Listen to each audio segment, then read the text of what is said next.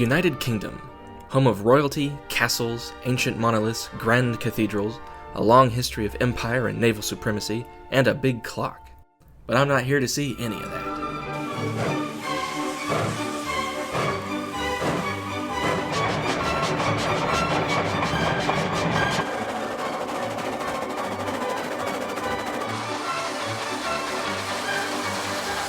As the birthplace of the Industrial Revolution, the British have made a national pastime of preserving their industrial heritage and have amassed the world's greatest collection of operating preserved steam locomotives, and not just on their plentiful historic heritage railways, but out on the main lines as well.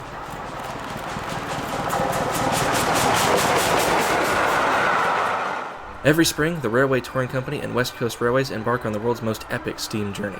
Over 9 days in mid-April, this tour traverses the rails of all 3 countries on the island of Great Britain, offering views of the full variety of English, Welsh, and Scottish landscapes, from the comfort of luxury vintage coaches entirely steam-hauled.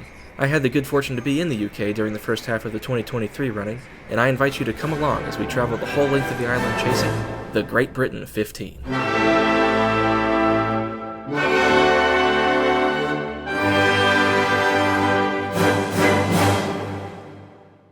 The journey began on April 15th behind locomotive 44932, a London Midland and Scottish Railways Black 5 Class 460.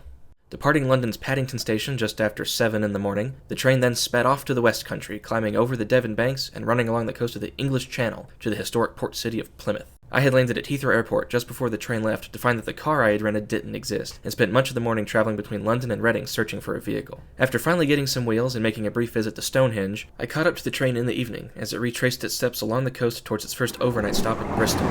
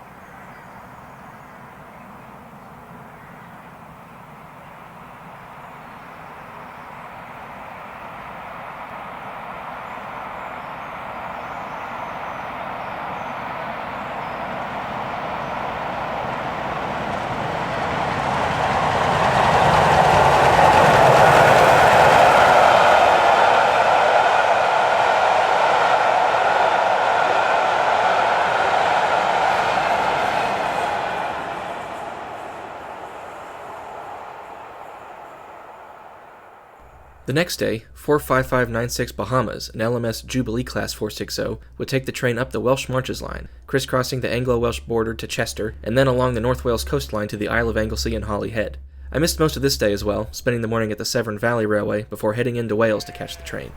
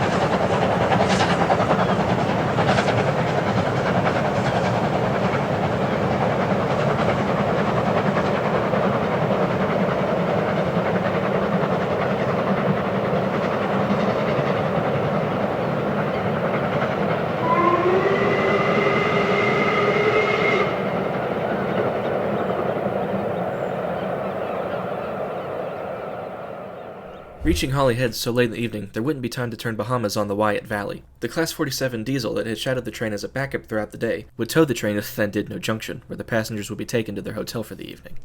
I was waiting for them on the platform at Llanfair Pwsgwyngyll Gogeirach and Drabble Llantysilio Go, but they came through a few minutes early with no warning, and I only had time to snap a couple photos with my phone.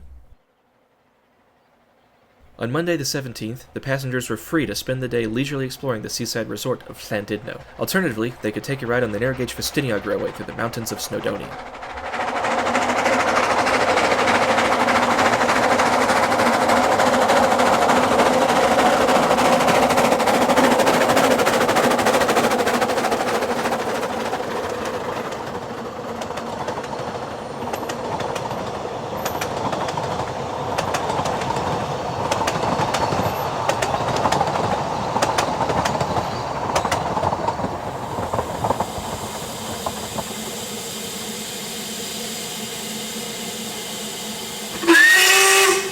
Those who opted for the extra train ride were in for a treat, as the train to Ffestiniog was pulled by Merthin Imris, one of the railway's unique and iconic double-winded Fairlie locomotives.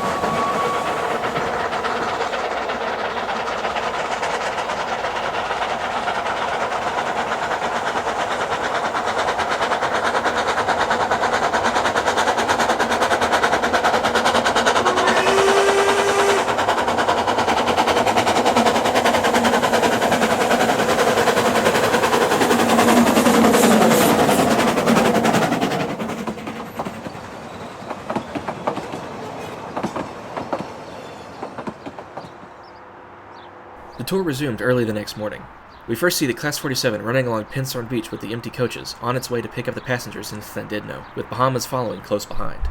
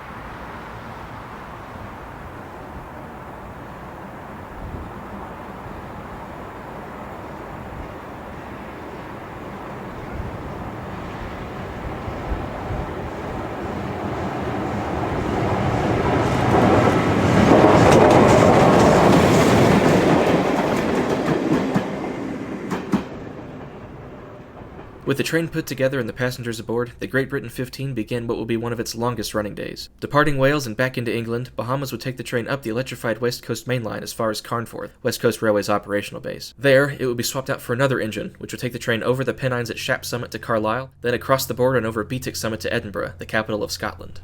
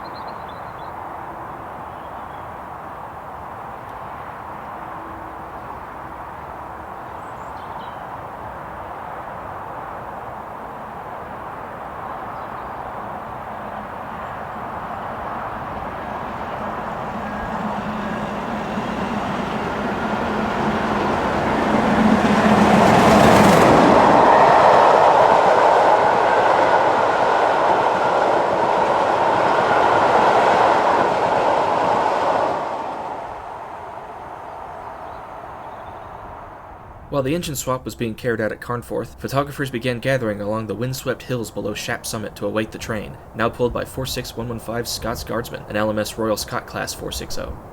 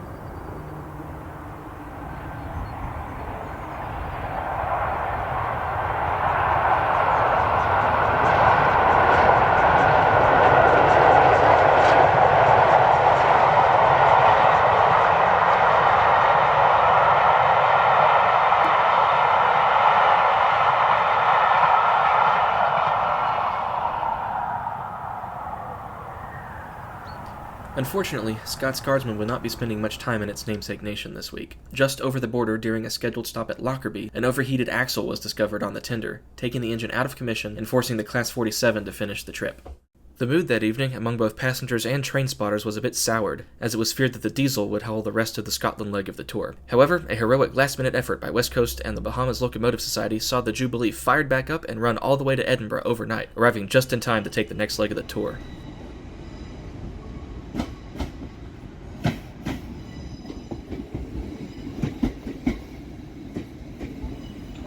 Transpennine Express service to Manchester Airport, calling at Lockerbie, Carlisle, Penrith, North Lakes, Oxenholme, Lancaster, Preston, Bolton, Manchester Oxford Road.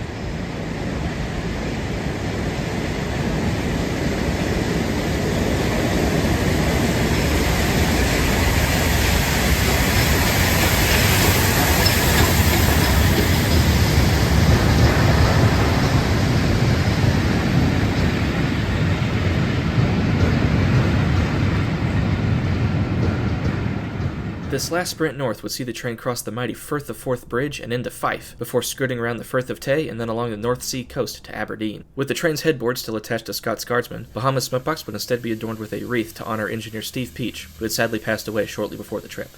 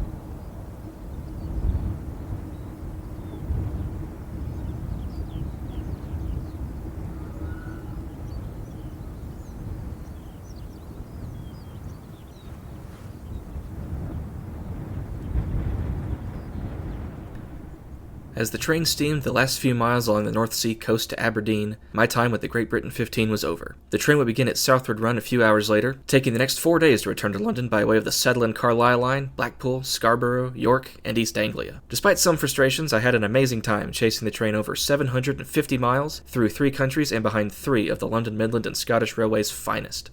Huge thanks to all the hardworking people at Network Rail, the Railway Touring Company, West Coast Railways, and the Bahamas Locomotive Society for making this grand tour of Britain by steam possible, as well as to my parents for making my visit to the UK to see it possible, and of course to you the viewer for following along with me on this epic journey. Thanks for watching. Llanfair